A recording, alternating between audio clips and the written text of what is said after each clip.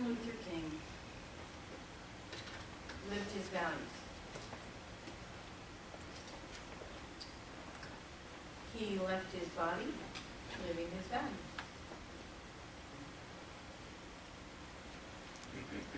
And some see him as a holy man, definitely a man of God. And he has some interesting things to say about values. Oh, so you can't hear me. It's on. I'm going to talk louder. Are you all hearing me back there? Oh, yes. They're hearing me and I'll talk louder. Thank you.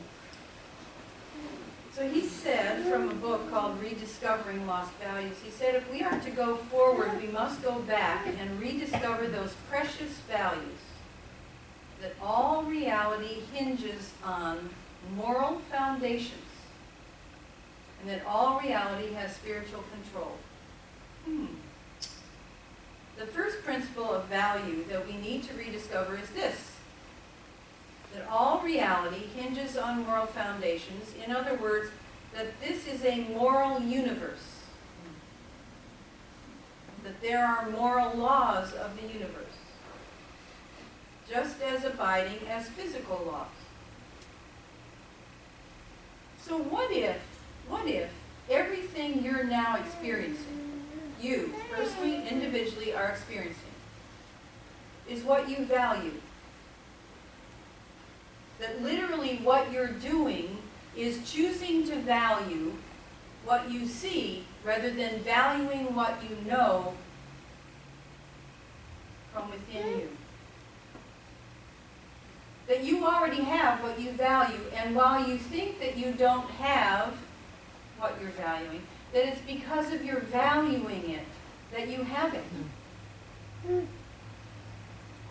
And what if the world, humanity, history, is a reflection of what we've chosen to value together, without even recognizing that we have it because we valued it?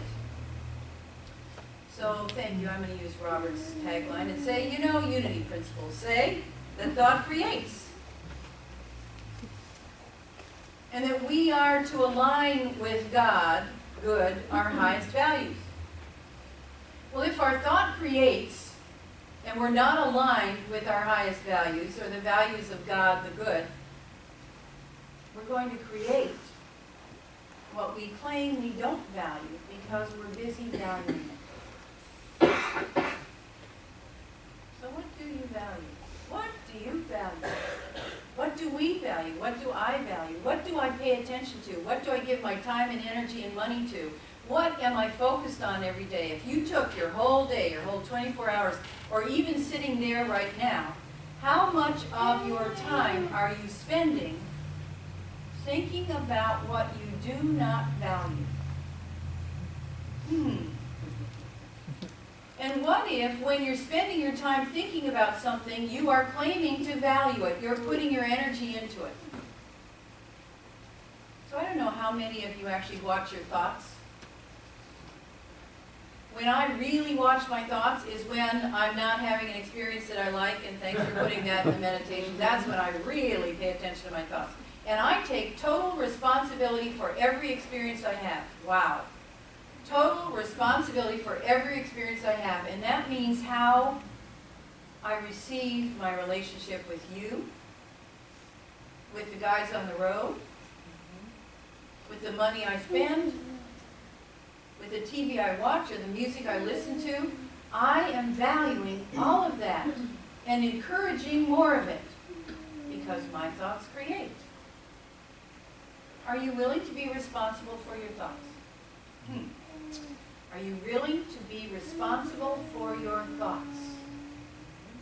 Your imagination, your vision. Are you willing to be responsible for all of your relationships? Because you receive them as you have valued them. You receive them as you've asked for them. So how many of you here think that you're victims of the world you see? How many of you, I know you're not going to raise your hand. How many of you here actually think the world happens outside you and you have nothing to do with it? Yeah, well, I did get a hint. I did get a hand or two, actually. But what if what you're perceiving is coming from what you're valuing? So I'm going to give a simple thing I'm sure you've all heard. So if you're currently looking at buying a car, maybe let's say a white Prius, of course we have one. If you're currently looking at buying a white Prius, guess what you will be noticing? All the white Priuses on the road. But first came the thought. If you're looking for, you know, and I don't really trust people and they're not always telling the truth or you're not always honest with me and I don't really buy things from sales type personnel, what I'm going to do is I'm going to have experiences of people selling me stuff and not being trustworthy. Or I'm going to see it in a TV show, or I'm going to hear about it from a neighbor, and somehow it's going to show up in my life. So the other day I had an experience, yesterday I had an experience actually, of getting frustrated with an interaction with someone about a communication, and she was putting together a newsletter and so on and so forth. And I was frustrated not being able to help her. And what I noticed is, in my frustration, I actually thought I should be doing it better or different, and then it would work out. Right? Don't you sometimes do that? Or she should be doing it better or different, and then it would work out? Like that? Right? But either way, and what I did was I stopped myself, because frustration is not my experience of love. It's not the experience of joy that I want. It's not what I value. So you know what I did? I sat down with a piece of paper, and I actually wrote, what do I really, really value? How often do you sit down when you have an upset of any kind? Stop yourself. With any upset or any disagreement, and literally stop and say, what do I really value most highly here?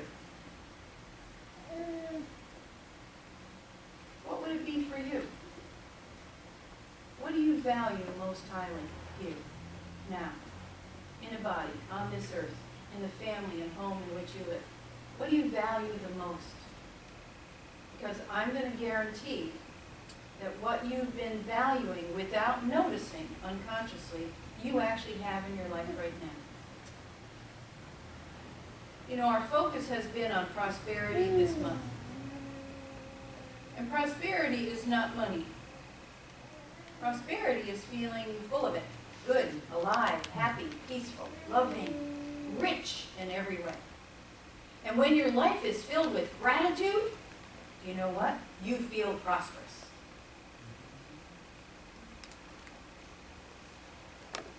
So when I did my list yesterday, I realized that I valued first having an experience of love. I wanted in that relationship a quality of love that felt freeing and trusting and peaceful and good. Not me pleasing her and not her pleasing me, but literally valuing that there was love flowing between the two of us and creating a sense of oneness and being at home. Safe, secure. So you know what happened to all that little stuff that I had feelings about, frustration about? Shh. Out the window. When we focus on the small stuff, you know how you focus on the small stuff, right?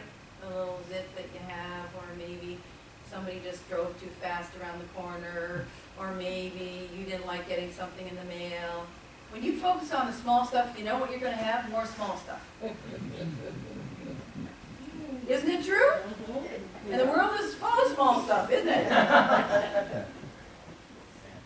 So where and how and with whom do you remember the real stuff, the big stuff, the stuff that you really value and care about? Where do you spend your time, money, and energy, your thought, on the real stuff?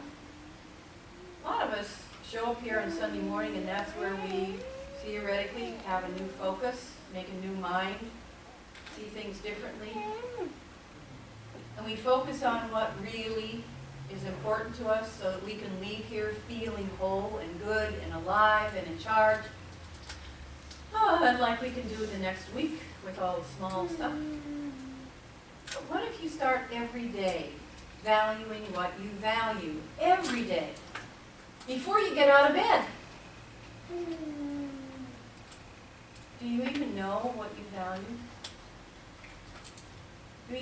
know what matters to you each day? Do you know for some of us it's just breathing? Just valuing breath. Breathing in and breathing out and having a sense inside that I am alive, that I'm filled with the goodness of God right now with the life I have. That I'm grateful for the bed I'm sleeping in. I'm grateful for what I'm about to choose throughout my day because I'm going to choose to remember what I value with every one, with every project, with every path, with every purpose that I have.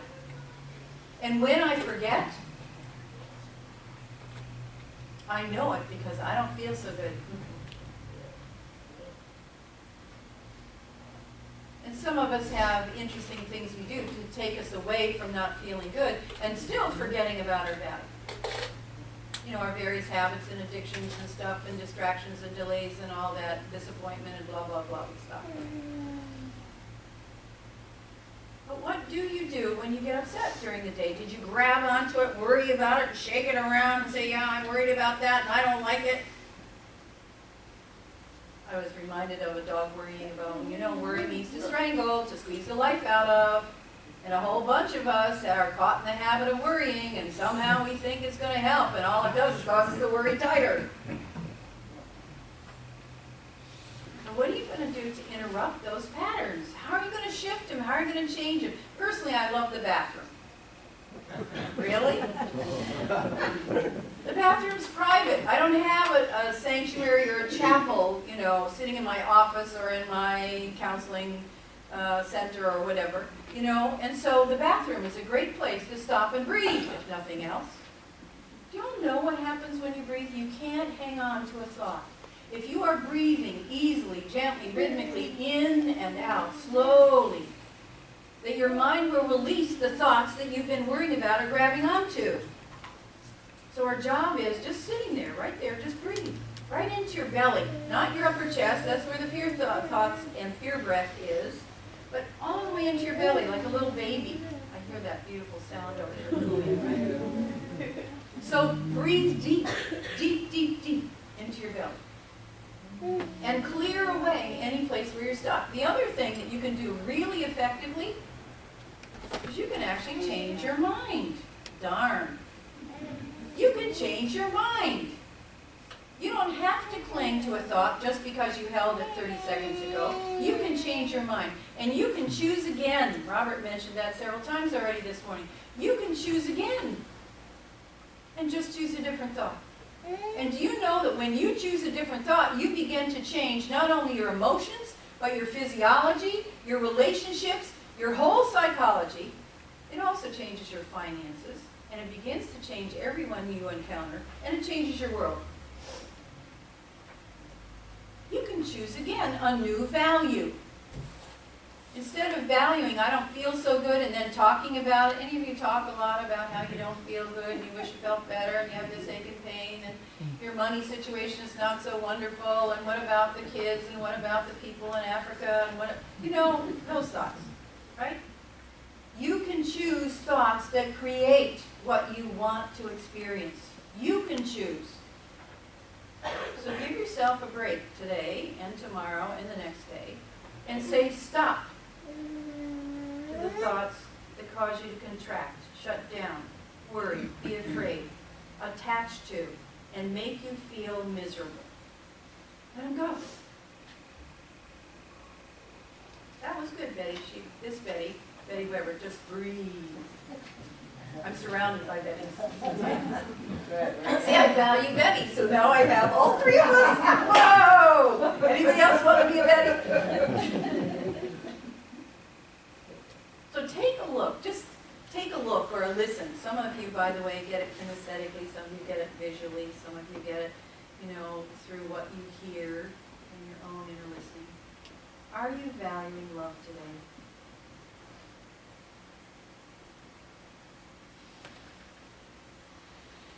I'll have some of that, thank you. Are you valuing peace?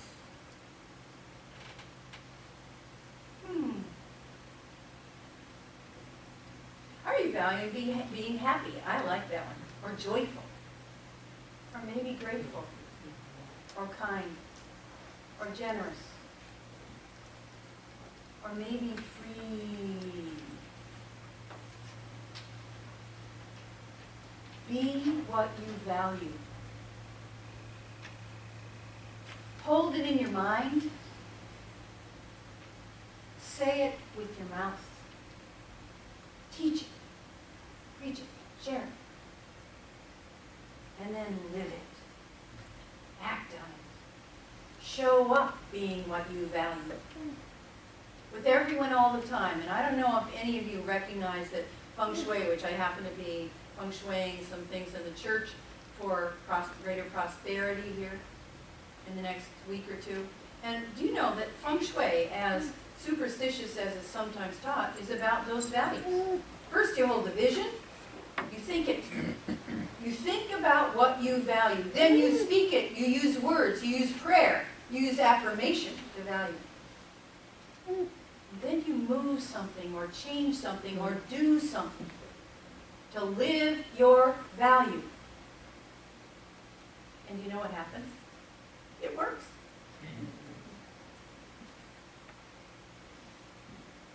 If you have practice and feel that it has failed you in some way, what I'm speaking about, what I'm going to advise you to do is be persistent. Do not quit. Clean your mind with forgiveness. Forgiveness is the great mental eraser.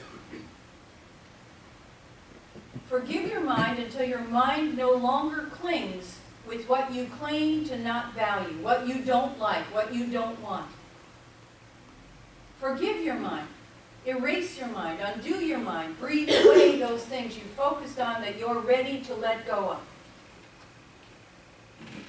This world is our experimental laboratory. This is the place that we are meant to try out new ways of being, thinking, speaking, living, so that we find what we value. When Martin Luther King said that it is the moral foundation of our culture that we must reclaim and rediscover, what he was saying is that within you and me, not them, not me, you, that we need to reclaim that which we value and not be tempted or seduced into valuing what is not valuable.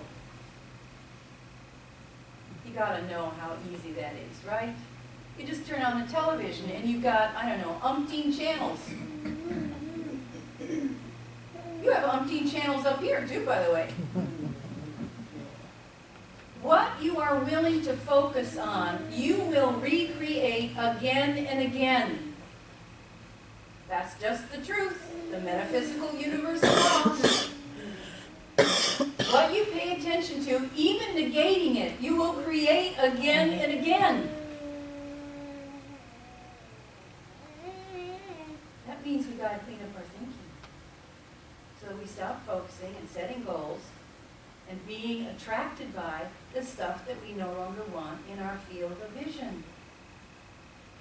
That means you and I need to practice clearing and forgiving every day, every moment, of clearing away what appears to be that we have miscreated so that we only can see that which we value. And when you see what you value, you will say, Amen. Thank you, God. I am grateful. Because this is good. And so it is.